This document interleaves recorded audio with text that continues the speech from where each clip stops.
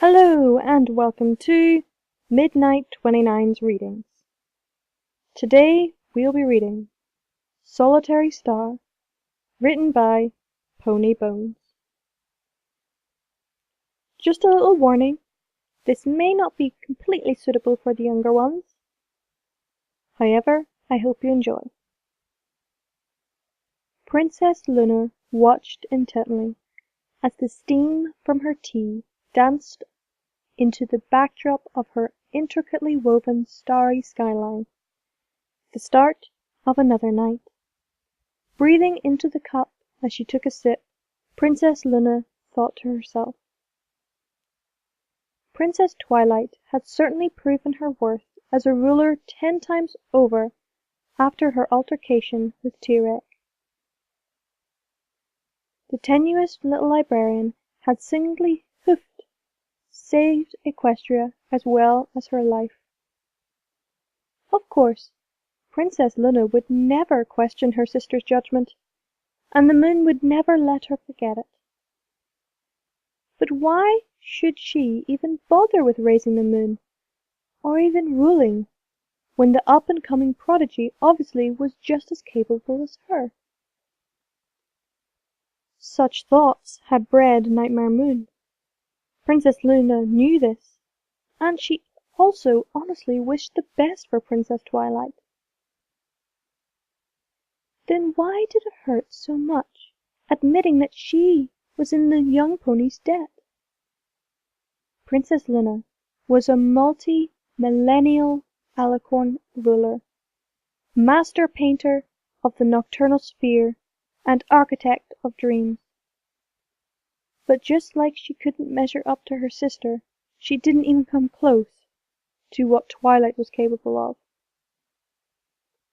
Twilight's potential was downright frightening. Looking at the star-studded sky she had prepared tonight, extra specially, just to prove to herself that she was capable of improving herself. She wondered if any pony would appreciate the aurora borealis above Ponyville Peak, or the moonbow, or the shooting stars she had placed and timed precisely to draw star-swirled bearded.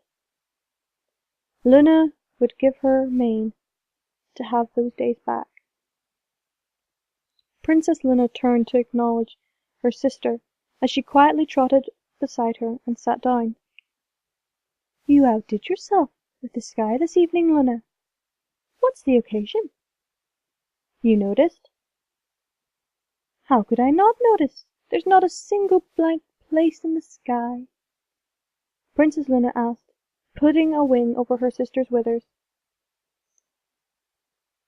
Princess Luna snuggled into her sister's warm embrace, as if hiding there could conceal her from the big cold world that was certainly more frightening than the freedom of the wide open starry sky she loved. Being imprisoned on the moon hadn't changed that, even with all the goodness of Equestria. Princess Luna quietly poured her sister a cup of tea, her second special creation this evening. A brew befitting of her captivating skies, a pungent mix of caramel, fennel, and mint. Princess Celestia gracefully accepted her cup, sipping deeply and sighing in contentment, as the steam swirled around her muzzle. "What is on your mind, dear sister? What occasion has you putting out all the stops and splurging all your stars in tea?" Princess Luna knew exactly what she wanted to say, but couldn't put it into words. It just seemed insufficient. If she could explain to her sister, it would only convey a fraction of what she felt, but she couldn't hold it in any more. "Our subjects deserve nothing less than our best," Luna said in a tone that sounded much more curt than she intended. She buried her head deeper into Celestia's wing, but was disappointed when her sister withdrew it. "I'm afraid you're going to have to come up with a better answer than that, sister." Luna used her magic to pull Celestia's wing back over her again with a childishly fondled look. Then, looking intently back into her sky, she asked hesitantly, What do our subjects think of us? Your grammar hasn't changed a little bit, dear sister. Are you referring to your royal self? We are. They love you. You are their princess. Did you think they felt otherwise? It's just, what have we done for them, that they love us so? How have we led them? How can what we be measure up to Princess Twilight? Oh, is that what this is about? My sister, you are still the same Luna that I love. Nothing will ever change that. Who else in Equestria do we have, if not each other? After all, we've been through this episode with Tirek. Will be nothing but more than a joke in the end. Princess Luna let the words soak in, then nodded resolutely.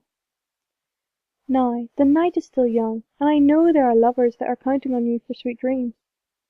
Luna groaned and rolled her eyes. Sister, you know I hate those dreams the most. What's the matter, sister? Too old for a little romance? Or is it you're still afraid of cooties? Say, Luna, don't act like I haven't caught you waking up with a silly grin, unless you're seeing some pony that you haven't introduced me to, which I'll be highly offended at, by the way, and you aren't weaving dreams for cake and ice cream. I should be less worried about that, about what Twilight can do with your powers, and more worried about you abusing them.